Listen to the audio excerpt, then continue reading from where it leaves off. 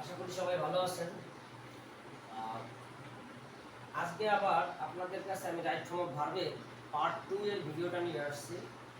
আশা করি এই পার্ট 2 ভিডিওটা দেখলে আপনি রাইট ফর্ম অফ ভার্বে পূর্ণ নম্বরই পাবেন। অন্তত বিশেষ করে যারা 5, 6 বা 7 এ আছেন, 5 এ যারা বৃত্তি পরীক্ষা দেবেন, তাদের শতভাগ নিশ্চয়তা দিতে পারি যে এই নিয়মগুলো ফলো করলে বা এই একটা চার্ট যদি আপনি বুঝেন তাহলেই আপনি পুরো পাশে পাস পাবেন রাইট ফর্ম অফ ভার্বে। তো কি দেখেন, এটাকে আমরা যেভাবে বিন্যাস করছি, প্রথমে আমরা নাম্বার অনুযায়ী এটাকে দিচ্ছি সিঙ্গুলার নাম্বার। সিঙ্গুলার নাম্বার কি? হি, সি, ইট অথবা কোনো কিছু নাম যদি সংখ্যায় একটি হয়। আর এইদিকে দিচ্ছি প্লুরাল নাম্বার হলে প্লুরাল নাম্বার কোনগুলো? We, they, you. ইউ সিঙ্গুলারও হতে পারে, প্লুরাল হতে পারে। আপনারা প্লুরাল ধরেই করেন, তাহলে আপনাদের ভুল হওয়ার সম্ভাবনাটা কম হবে রাইট ফর্ম অফ ভার্বে। এবং কোনো কিছুর সংখ্যা একটি বেশি হলে নাম, কোনো কিছুর নাম বা কোনো কিছুর সংখ্যা যদি একটি বেশি হয়। তো কি সিস্টেমটা মনে রাখবেন, যদি ব্র্যাকেটের মধ্যে যারা পঞ্চম শ্রেণীতে আছেন বা 6, 7 এ আছেন, তাদের তো ব্র্যাকেটের মধ্যে ভাগটা দেওয়া থাকে। আর 8, 9, 10 এ যারা আছেন তাদের উপরে বক্সে দেওয়া থাকে। ওখান থেকে অর্থ অনুযায়ী আগে ভার্ব সিলেক্ট করতে হয়, তারপরে হচ্ছে এই নিয়মটা প্রয়োগ করতে হয়।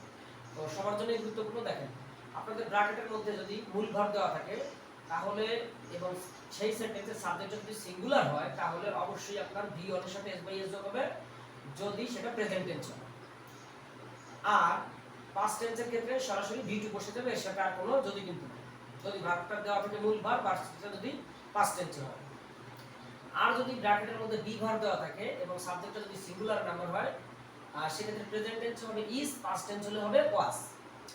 আর যদি ব্র্যাকেটে হ্যাভ দেওয়া থাকে, অর্থাৎ টু হ্যাভ ভার্ব দেওয়া থাকে, তাহলে আপনার সাবজেক্ট যদি সিঙ্গুলার থাকে তাহলে প্রেজেন্ট টেন্সের ক্ষেত্রে হ্যাভ বসবে, পাস্ট টেন্সের ক্ষেত্রে হ্যাড বসবে। তবে আই যদিও সিঙ্গুলার নাম্বার, কিন্তু আই এর একটু ব্যতিক্রম আছে। এই কারণে, যেহেতু আই ফার্স্ট পারসন, যে আই এর ক্ষেত্রে কি মনে রাখবেন, মূল ভার্ব দেওয়া থাকলে ব্র্যাকেটের মধ্যে, তাহলে আই এর ক্ষেত্রে মূল ভার্বে ভি অন ফর্মে বসবে, এর সাথে কোনো এস বাই এস যোগ হবে না।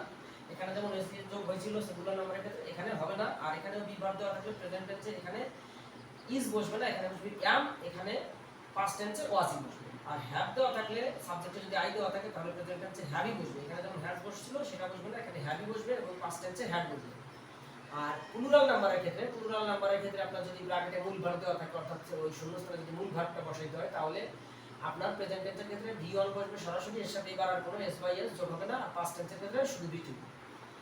বি ভার্ব দেওয়া থাকলে এবং সাবজেক্ট যদি প্লুরাল নাম্বার হয়, অর্থাৎ যে উই, দে, ইউ বা কোনো কিছু একটি বেশি হয়, তাহলে সেই ক্ষেত্রে আপনার প্রেজেন্ট টেন্সে হ্যাভ বসবে আর পাস্ট টেন্সে হ্যাডই বসবে। আর এর বাইরে কয়েকটা কথা মনে রাখবেন। এই কথাগুলো মনে রাখলে আপনাদের মোটামুটি পরীক্ষা আশা করি পাশে পাস পাবেন, যারা 5, 6, 7 বা 5, 6, 7 এ আছেন। আর 8, 9 এর জন্য আরেকটু বেশি জানতে হবে, সেটা পর্যায়ক্রমে জানার চেষ্টা করব। দেখেন, মোডাল ভার্বের পরে ভি অন বসে সর্বদা, এর সাথে কোনো এসিএস বা আইএনজি কোনো কিছুই বসে না। মোডাল ভার্ব কোনগুলো? Can, could, shall, should, will, would, may, might, এগুলোর তালিকা ভবিষ্যতে আমি দিয়ে দেওয়ার চেষ্টা করব। আর এখানে যে বি ভার্বগুলো আছে, অ্যাম, ইজ, আর, ওয়াজ, আর, এই 5টা ভার্ব যদি এখানে আছে, আমি যেগুলো দিয়েছি এগুলোর আপাতত জানলেই হবে। এইগুলো যদি থাকে কোনো সাবজেক্টের পরে আর তারপরে যদি শূন্যস্থান থাকে, সেক্ষেত্রে ওই শূন্যস্থানের মূল ভার্বের সাথে ভি অনের সাথে আইএনজি যোগ হবে। তবে ওই সেন্টেন্সটা যদি প্যাসিভ সেন্টেন্স হয়, অর্থাৎ সাবজেক্ট যদি নিষ্ক্রিয় হয়, সেই ক্ষেত্রে হচ্ছে আপনার ওই আমি যার বা অজয়ের পরে হচ্ছে ভি থ্রি বলবে। আর যদি কোথাও সাবজেক্টের পরে হ্যাভ বা হ্যাজ বা হ্যাড থাকে আর তারপর যদি শূন্যস্থানে মূল ভার্ব বসে থাকে, তাহলে সর্বদা মূল ভার্বে ভি থ্রি ফর্ম বসবে। আর কয়েকটা কথা এখানে জানতে হবে, সেটা হলো অবশ্যই এই 4 নম্বর রুলসটা মুখস্থ করে ফেলবেন। এই 4 নম্বর রুলস থেকে ক্লাস 5 এ বা 6, 7 এ আপনাদের 2টা, 1টা বা 3টা পর্যন্ত শূন্যস্থান থাকেই।